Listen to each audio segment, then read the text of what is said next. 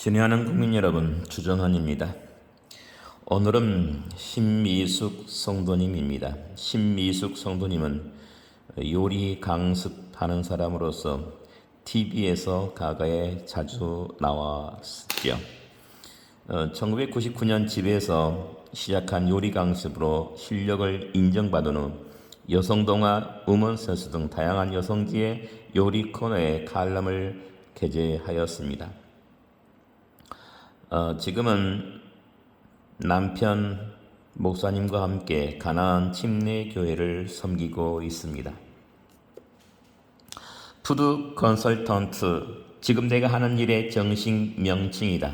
많은 이에게서 낯설지 모르는 이 직업은 단순히 요리의 메뉴를 정하는 것에서부터 시작하여 음식점의 인테리어, 서비스 스타일 등을 정하는 것에 이르기까지 음식 경영에 관한 모든 것을 책임지고 상담해 주는 것을 의미한다.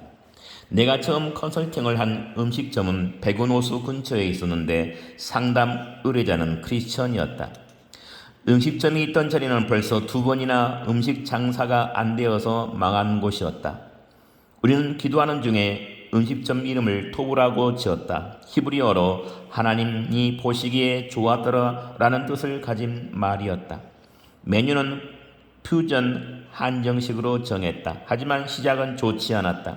어쩌면 좋죠. 일주일 매상이 겨우 50만 원 뿐이에요. 이러다 우리도 곧 망하겠어요. 같이 일하는 종업원들의 얼굴에는 불안이 가득했다. 말들은 안 했지만 모두들 장사가 안 되어 망한 음식점들을 떠올리는 눈치였다. 나는 평소 때와 마찬가지로 하나님께 기도하며 믿음으로 하나님의 능력을 선포했다. 아니야, 우리는 망하지 않아. 다음 주에는 분명히 매상이 100만 원으로 오를 거야. 하나님이 그렇게 해 주실 거야. 함께 일하는 종업원들이 걱정할 때 나는 당당히 하나님의 권능을 선포했다. 나는 하나님이 함께 해주실 것을 믿었다. 말씀에 순종하기 위해서 주일에는 영업을 하지 않기로 방침을 세우는 등 음식점의 운영과 경영을 하나님께 맡겼다. 음식점의 이름대로 하나님 보시기에 아름다운 식당이 되게 해달라고 기도하고 있었다.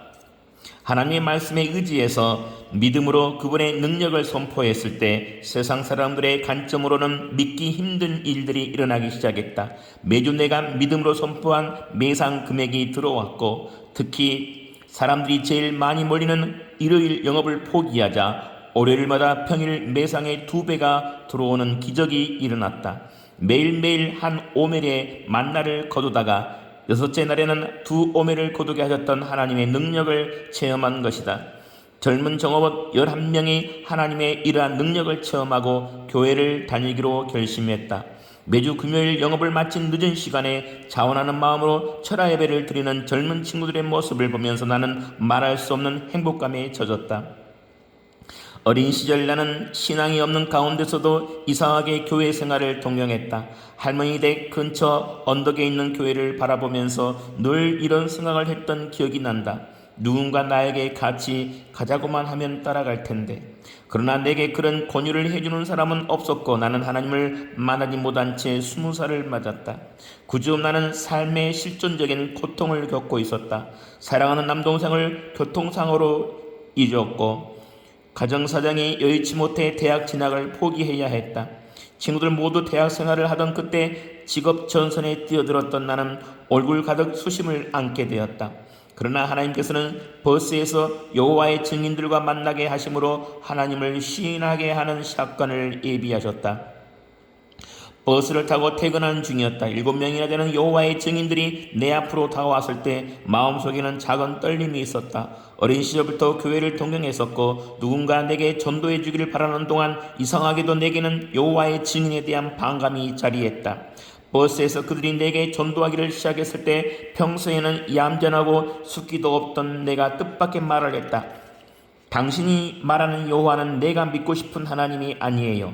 나는 진짜 기독교에서 말하는 전능하신 하나님을 믿을 거예요. 내 앞에서 하나님을 모욕하지 마세요. 내가 생각해도 당돌한 발언이었다. 게다가 나는 기독교에 대한 확고한 믿음도 없는 상태였다.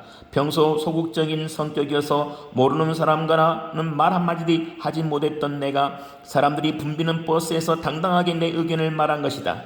나를 차갑게 쏘아보던 눈길들. 나는 다음 정거장에서 내렸다. 그 순간 버스 창문이 열리더니 일행 중 한 명이 내게 침을 뱉었다. 그리고 이어지는 쌍스러운 욕설. 버스 정류장에 멍하니 서있던 내 눈에서 어느덧 눈물이 흘러내렸다. 내게는 눈물을 닦을 힘도 없었다. 동생의 죽음, 기울어진 가정 형편, 그동안 밤낮 없이 고생해온 일들이 주마등처럼 눈앞을 스쳤다. 말할 수 없는 서러움이 폭받쳐 올라왔다. 정처 없이 길을 걷고 있는데 어느 순간 십자가가 보였다. 나는 망설이지 않고 교회로 들어가 기도를 하였다. 서럽게 울며 기도하는데 이상한 체험을 하게 되었다. 아주 뜨거운 불길이 머리에서부터 발끝까지 훑고 지나가는 것이었다. 지금 생각해보면 당당하게 믿음을 선포했던 딸을 궁일이 여기시고 불로 세례를 주신 것이었는데 그때는 기이한 사실을 깨닫지 못했다. 까닭 모를 기쁨과 평강으로 차올라 나는 주님을 찬송하고 싶은 마음에 어쩔 줄 몰랐다. 그러나 나는 찬송이 하나도 없었다.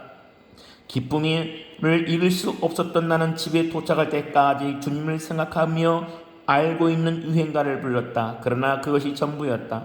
나는 다시 하나님을 찾지 않았고 얼마 뒤 믿지 않는 남편을 만나 결혼했다. 결혼한 후 나는 첫 아들 태희기를 낳았다. 오랜만에 기쁨과 감사가 집안에 넘쳤다. 하지만 그런 기쁨도 잠시. 태희기는 병원에서 유사 자폐증이라는 진단을 받았다. 태희기가 4살 때였다. 자폐와 유사한 이 같은 정서장애를 병원에서는 모체 분리 불안증이라고 불렀는데 1분 1초도 엄마에게서 떨어지지 않으려는 아이 때문에 화장실에 갈 때나 머리를 감을 때조차 아이를 업고 있어야 했다. 남편과 번갈아 잠을 자며 밤새 울고 보채는 아이를 달래는 게 일이었다.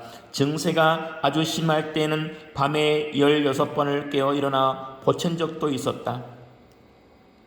아이들을 무척 사랑했던 나는 또 장애아를 낳으면 어떡하냐는 시어머니의 반대를 무릅쓰고 둘째 아이를 임신했다.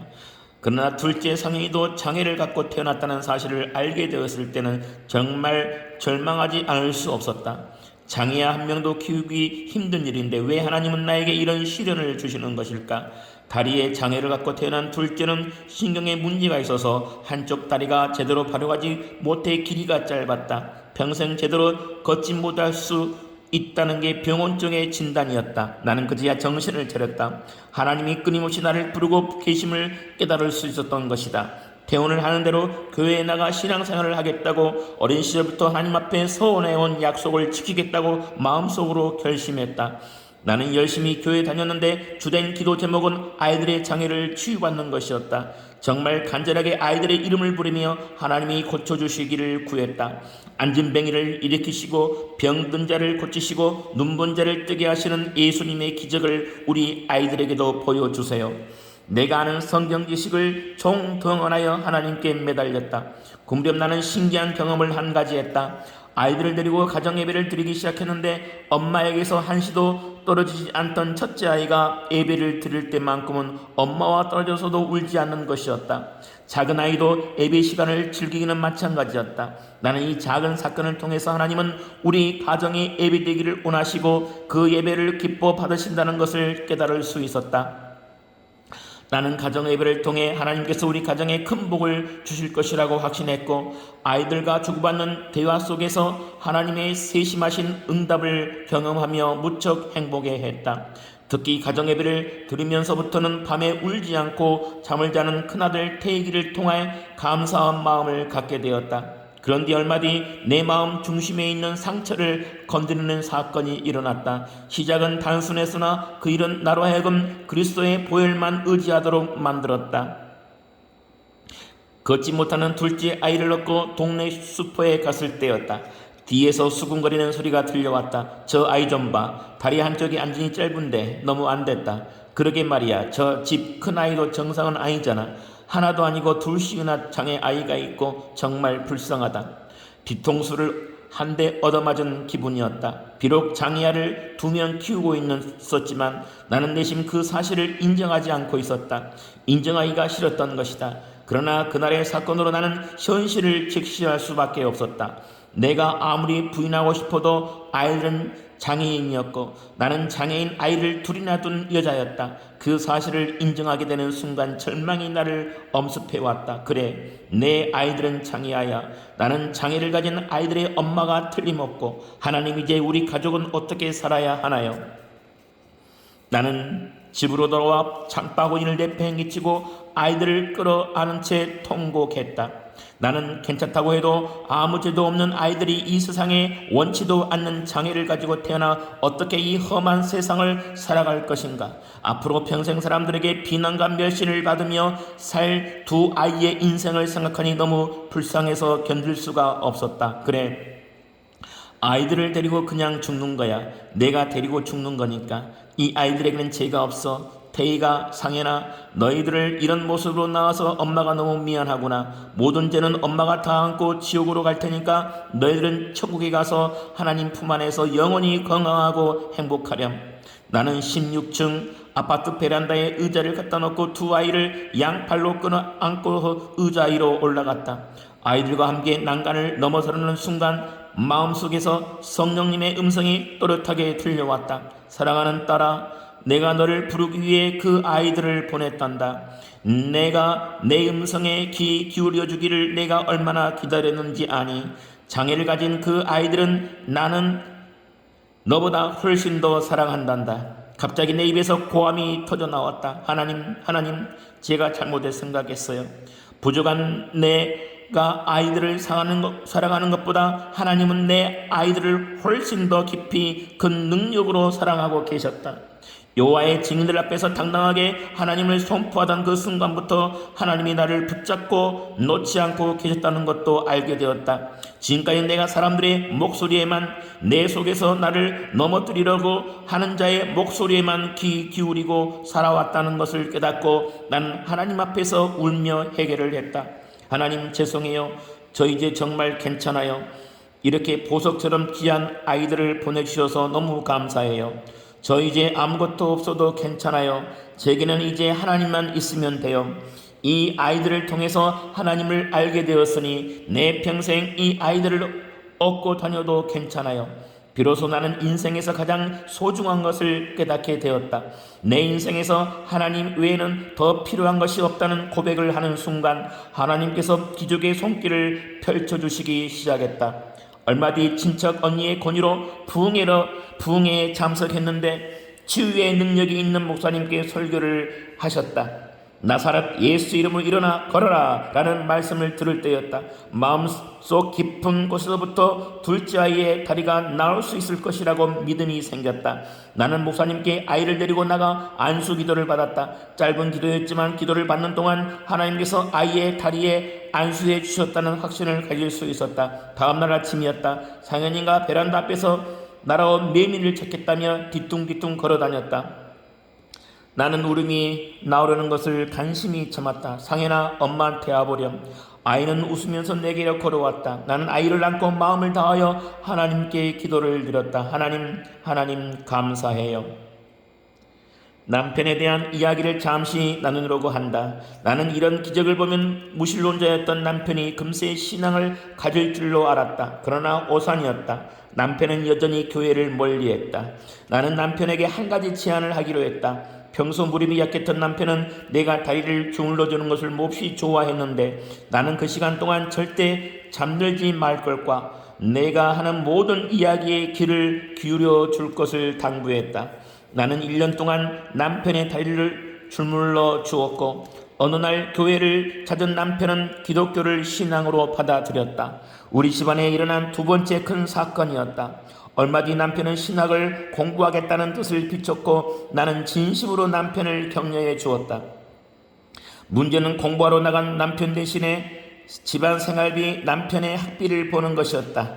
평소 요리에 관심이 많았던 나는 집에서 요리 강습회를 열기로 했다. 요리에 내심 자신이 있던 터라 전단지를 돌리며 만반의 준비를 갖췄다. 그러나 나의 예상과는 달리 요리 강습회로 열기로 한 전날까지 한 통의 전화도 오지 않았다.